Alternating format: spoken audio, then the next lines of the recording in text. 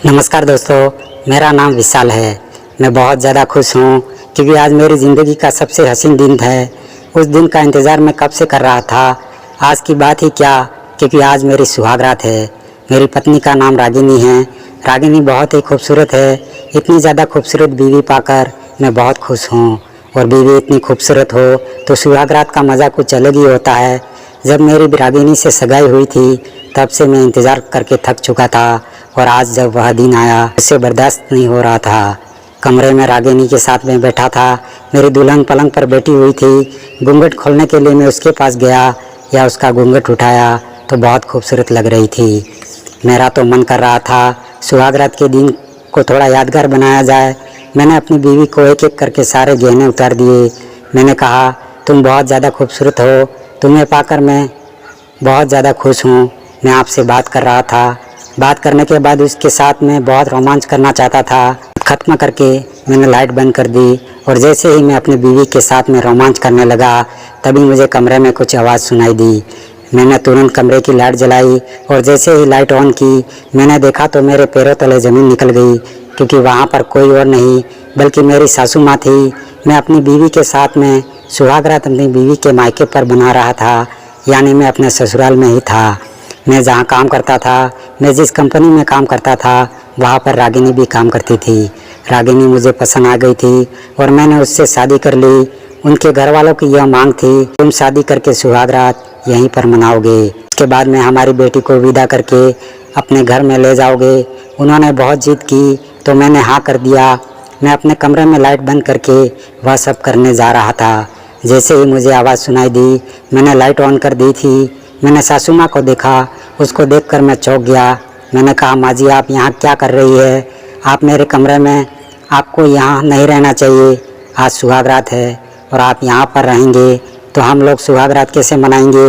वह कहने लगी, मैं आपको बिल्कुल भी डिस्टर्ब नहीं करूँगी। मैंने कहा, मैं ऐसे नहीं सो सकता हूँ, जबकि आप यहाँ पर है, आपके सामने यह सब कैसे कर सकते हैं? सासू माँ बोली, हमारे घर की परंपरा है, मुझे यहीं पर रहना होगा। मैंने कहा, यह कौन सी परंपरा? हमारे कमरे में बैठकर अपने बीवी के साथ में मैं सुहागरात कैसे मना सकता हूँ? मैंने लाख कोशिश कर डाली अपनी सासू माँ को कमरे से बाहर निकालने की, लेकिन वह वहाँ से उठने को तैयार ही नहीं थी। रात ऐसे ही बीत गई। अगले दिन पंचायत इकट्ठा हुई। पंचायत के मुखिया कहने लगे, तो कैसी रही तुम्हारी बेटी की सुहागरात? मेरी सासू माँ कहने लगी, हम लोग कुछ नहीं कह सकते क्योंकि मैंने बहुत कोशिश की, लेकिन सुहागरात मुझे देखने को नहीं मिली। फिर पंचायत के मुखिया ने कहा कि वो सफ़ेद चादर दिखाओ। फिर सासू माँ ने वो सफ़ेद चादर दिखाई जो सुहागरात के दिन पलंग पर बिछाई गई थी। चादर दिखने के बाद वह कहने लगा, हम नहीं मान सकते, इन दोनों के बीच में कुछ हुआ ही नहीं है। मुझे कुछ समझ में नहीं आ रहा था, यह सब चल क्या रहा है।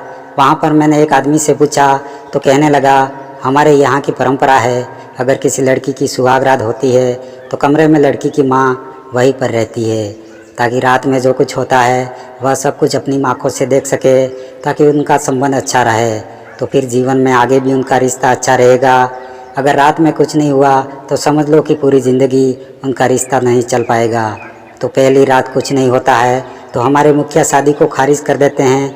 यहाँ पर किसी लड़की की शादी होती है तो लड़के को सुहागरात यहीं पर मनानी पड़ती है, और सुहागरात में लड़की की माँ उसी कमरे में होती है और सब कुछ अपनी आंखों से देख लेती है। वह सब कुछ अपने मुखिया को बताती है और उसके बाद कुछ निर्णय लिया जाता है। कुछ तो किसी भी हाल में अपनी बीवी को अपने घर ले जाना होता है, लेकिन मुझे उनकी इस परंपरा से गुजरना ही था। बिना उनकी परंपरा निभाए मैं अपनी बीवी की रागिनी को अपने घर नहीं ले जा सकता था। मैंने मुखिया से कहा, मुझे इन सब परंपरा के बारे में नहीं मालूम था। कमरे में मेरी सास थी, इसलिए मैंने कुछ नहीं किया। अपनी बीवी से बहुत प्यार करता हूँ, उसके बिना नहीं रह सकता। इस परंपरा को निभाने का मौका दीजिए। मौका दे दिया, और आज रात को अपनी सासू माँ के सामने मैंने सुहागरात मनाई। सुहागरात को देखकर सासू माँ भी हैरान थी, वह भी पानी पानी हो गई। शिकायत में उन्होंने सब कुछ बताया कि किस तरीके से मेरे भगवान ने मेरी बेटी को बहुत खूबसूरत अंदाज में नचाया, और उसे हमारी सुहागरात वीडियो। फिर हम दोनों खुशी खुशी मेरे घर आ गए। वीडियो अच्छी लगी हो तो एक लाइक ज़रूर करें तथा चैनल को सब्सक्राइब करना बिल्कुल ना भूलें, जिससे आगे आने वाली वीडियो आपको सबसे पहले मिलेगी। धन्यवाद।